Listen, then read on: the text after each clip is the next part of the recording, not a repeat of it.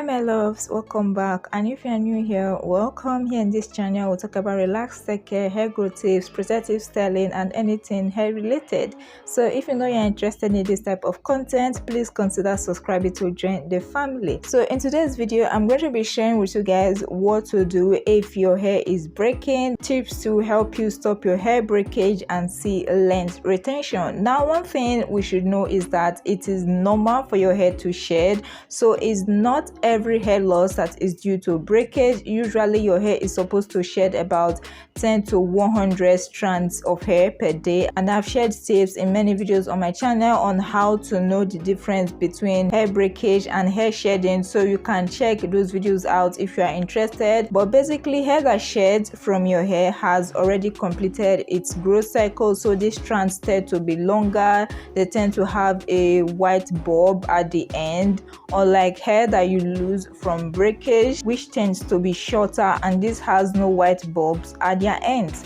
So yes, it is normal to lose hair from shedding, but the problem is when you are losing hair from breakage. And when your hair is breaking, you are not going to get length retention, because regardless of what you do, your hair always grows. But if the rate at which your hair breaks is equal to the rate at which your hair grows, then you will be stuck at the same length regardless of what you do. But if you can try to reduce the amount of breakage in a way that it is less than the rate at which your hair grows, then you will see a positive length retention. And it is even possible for your hair to get shorter if the rate at which your hair breaks is greater than the rate at which your hair grows. So we can say that if we want to see length retention, the main thing we should tackle is breakage and how to prevent breakage. Now, the first thing to do when you notice that your hair is breaking is to know your hair type and porosity. Determine your hair type and porosity, because everything you do, ranging from your regimen, your products, your routines, your protective styles, everything is going to depend on your hair type and your porosity.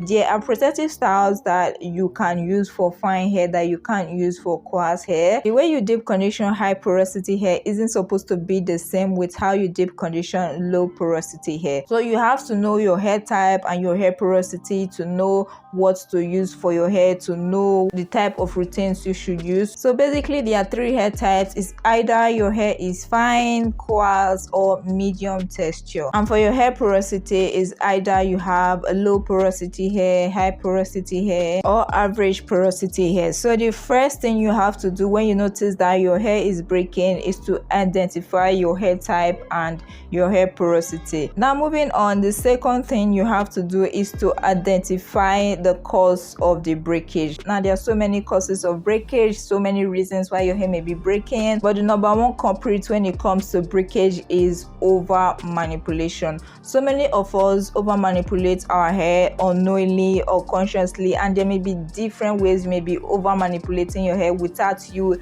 even knowing. And one of these is combing, which could be excessive combing, rough combing, and even daily combing. Daily combing can actually be over manipulation and cause breakage. So cut down on the amount of times you comb your hair, cut down on the amount of times you brush your hair, and more often than not, learn to finger detangle. It is even possible for you to go days and even weeks finger detangling, like you may not even have to go in with a comb. And finger detangling will lead to more length retention, because when you're using your fingers, you tend to be more gentle. You literally feel the knots as you detangle your hair, so you can gently pull them apart, compared to when you use a comb that is just ripping through your hair and ripping out all the knots. So cut down on the frequency of the combing and lean more towards finger detangling. Another way you may be over manipulating your hair without knowing is washing. Guys, there is such a thing as too much washing. Why would you be washing your hair every day? Why would you be washing your hair every 2 days, twice a week? Even weekly washes can be too much manipulation depending on the individual and on the hair type. So even though the frequency of your washes is going to depend on things like your lifestyle and how fast your hair becomes greasy, always try to wash your hair only only when necessary. Other ways you may be over manipulating your hair is styling, changing your protective style every week, changing your protective style every 2 weeks.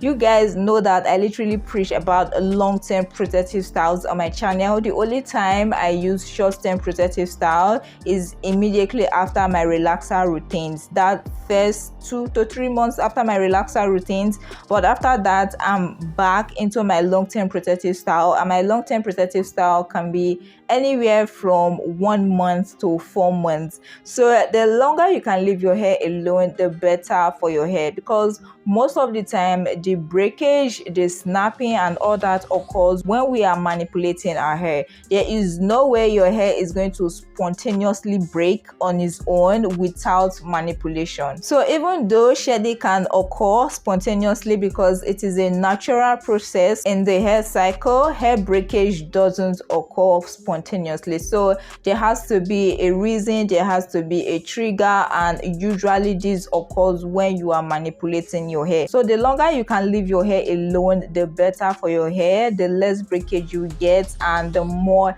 length retention. So always learn to change your styles less frequently. Another way you may be over manipulating your hair is heat styling too frequently. I use heat on my hair. I know some people don't like using heat on their hair because of the fear of heat damage and all that. Girl, I say do you. There are things I do when I'm using heat on my hair to prevent my hair from heat damage, like washing my hair before a heat styling process, deep conditioning it, and most importantly using a heat protectant. And I always do this before all my heat styling process, and I have never gotten a negative result after a heat styling process. So as long as you protect your hair before using heat on your hair, it is fine. But it becomes a problem when you do it too frequently. I use it on my hair usually on my relaxer days. So in a full year I may use it on my hair just once or twice depending on how long I decide to stretch my relaxer. So it is important that you cut down on the frequency of the heat styling tools, from the flat irons to the blow dryers. You don't even need a blow dryer to straighten your hair. Usually now, after all my wash day, I straighten my hair using the African threaded twist, and ever since then I have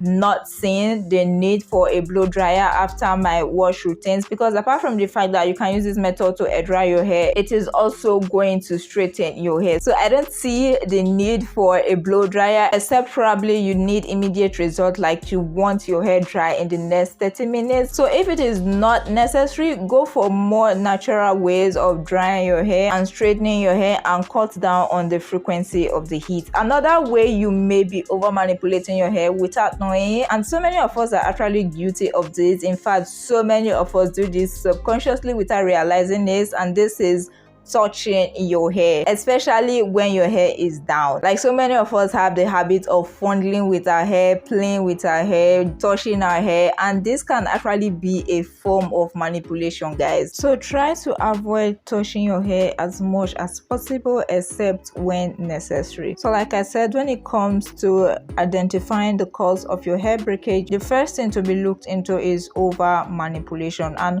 all these things I have talked about are ways that you may have been over manipulating your hair without knowing. Another culprit when it comes to hair breakage is wrong protective styling techniques. So some people install protective styles, and at the end they end up getting hair breakage because they don't do it the right way. When it comes to using protective styles for length retention, it's not just about installing the protective style and neglecting your hair or forgetting about your hair. There are things and factors that you have to consider in order to get length retention from your protective styles, and one of these is how tight your protective styles are. If your protective styles are too tight to the point that you are getting bumps on your scalp, to the point that you have to take painkillers for that pain, you have to take down that protective style, because what this means is there is a lot of traction on your scalp, meaning the protective styles are actually going to be pulling your hair from the follicles, which is going to lead to hair loss from what is called traction alopecia. So we have to make sure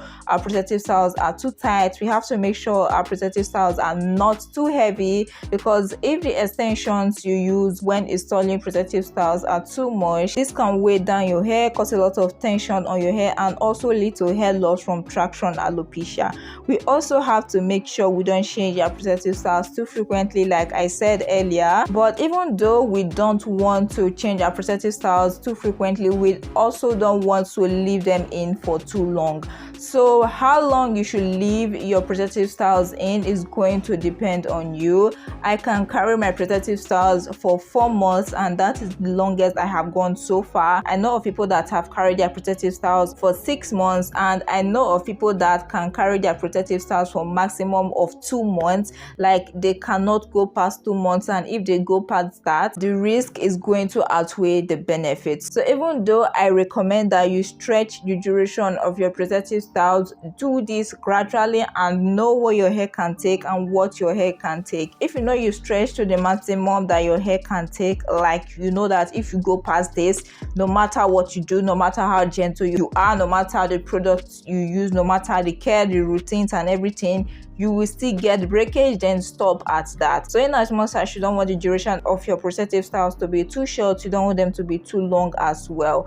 Another thing we have to consider when it comes to protective styling is the position of your protective styles, especially when it comes to styles like ponytails and buns. You always have to make sure that you are changing the positions of your ponytails and your buns. You can put your hair in a low ponytail today, put it in a high ponytail tomorrow. You put your bun on the left today, use it on the right tomorrow. So just alternate between different positions when it comes to this type of hairstyles, because if not, you're going to put tension on the same part of the hair every single time, which is going to make that part to get weakened over time and eventually break off.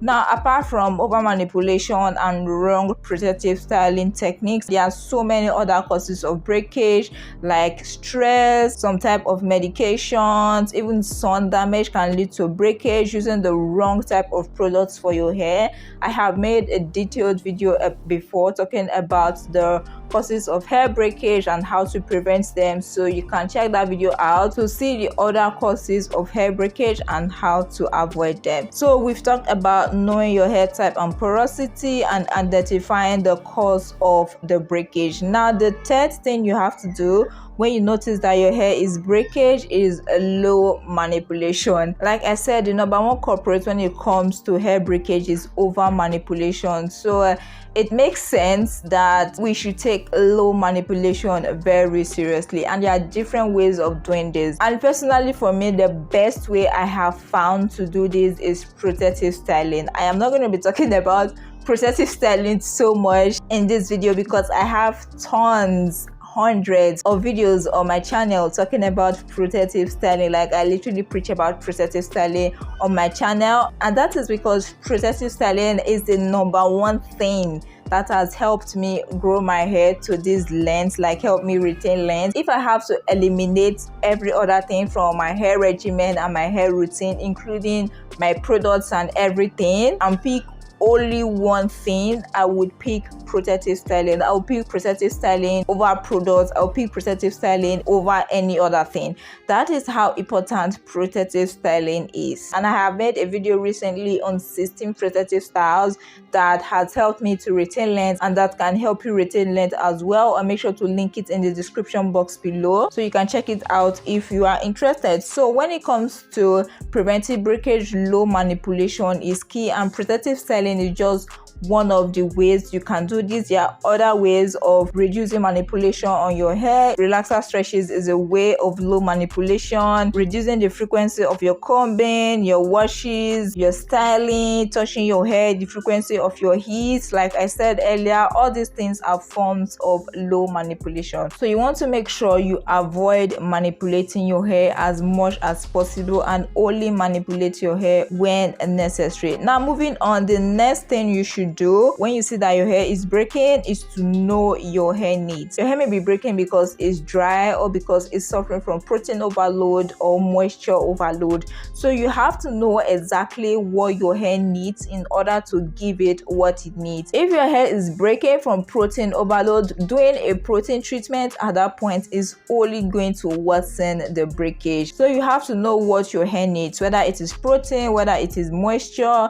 Now basically, when your hair needs moisture or when it is suffering from protein overload, your hair is going to feel dry, feel crunchy, it's going to lose its elasticity, and when you try to stretch it, it's going to break so easily. Now on the other hand, when your hair is suffering from moisture overload or lacks protein, your hair is going to look limp, feel mushy, it's going to be too soft, the elasticity is going to be more than normal, and when you stretch your hair, it's going to stretch more than normal before eventually breaking. So you have to know what your hair needs in order to give it what it needs. And this is going to take us to the next tip, which is use the right product. You can't be doing a protein treatment when your hair is suffering from protein overload, or you can't be doing a moisture treatment when your hair is suffering from moisture overload. So whenever you want to use products for your hair, you have to look at the ingredients. You have to know if this is a protein product, if this is a moisturizing product, or if it's a combination of both. And when it comes about knowing your hair needs and using the right product, it's not just about the protein moisture balance. There are other things your hair may need, like clarifying. For example, if you've been in a protective style for like